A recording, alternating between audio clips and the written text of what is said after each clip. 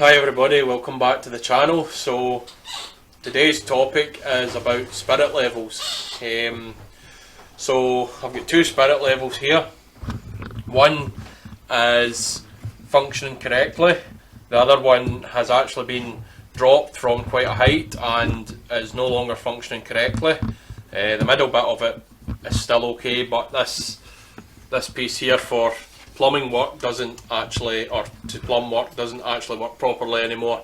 Now the way that you can tell whether a level is right or not, whether it's working properly or not, is if I can see down here, you just hold it one way, so level it. So in this case this bench is very nearly perfect. It's hard to criticise it, it's very nearly perfect, and you just take the level and turn it 180 degrees and set it down in exactly the same spot, and it should read exactly the same reading. If it doesn't read the same reading, then the level's faulty.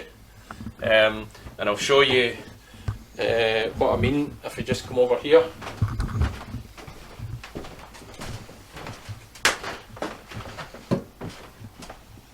So here we've got a door frame here, and just going to hold the level there like that, and I can see it's just slightly off the level, but if I hold it the other way, it is exactly the same amount off the level as it was, so I know this level's fine.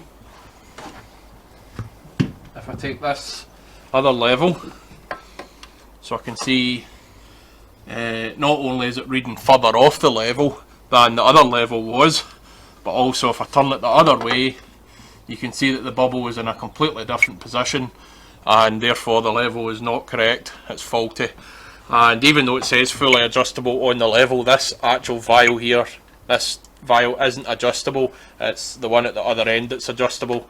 So this one can actually turn, so it can actually act as, you know, like an actual level, or it can act, you can turn it to any angle you want to basically plumb or level any angle that you want. But that's not the problem here. It's not because it's been turned or anything else, it's just that the level has been dropped and it is faulty. Pause it for a second. So as I was saying, so for when you're actually leveling something, so we've got a slight run here. I think that's just because perhaps the surface of the bench has got a little bump in it. So if I just come over here, and we're almost perfect again. Now to actually read a level, you've got these two black lines here, but the bubble must be exactly between these two black lines. It can't be if it's just on one of the black lines. As you can see there, that bubble is actually kind of sitting on this my right black line. But if you actually look at the level, I can put half of my finger under the end of the level, and this end is sitting on the bench. So it actually shows you just by not reading the level correctly, it can throw the work off by miles. So whenever you read a level, the bubble can't just be between the black lines, it has to be exactly between the black lines. It has to be bang on central between the black lines, because if it's not, you will lose a bit every time basically. And this is only 1 meter long, this level. So if you were leveling something that was 10 meters long, whatever you're out in the first instance, you will be 10 times that amount out by the time you get to the end. Now a way that you can actually check, it's quite difficult to check how you are with a level, other than just keeping practicing, but one way that you can check is to get a pencil or a pen and the level, and find out if you have a small room that's pretty empty, you've got bare walls, you can actually take the level, if I can find a wall. Okay, so what you can do is, if you want to test how your leveling is, find a wall somewhere. I've just got a sheet of plywood here because I don't have any empty spaces on my walls. All the walls are filled. Take the level and hold it as best as you possibly can.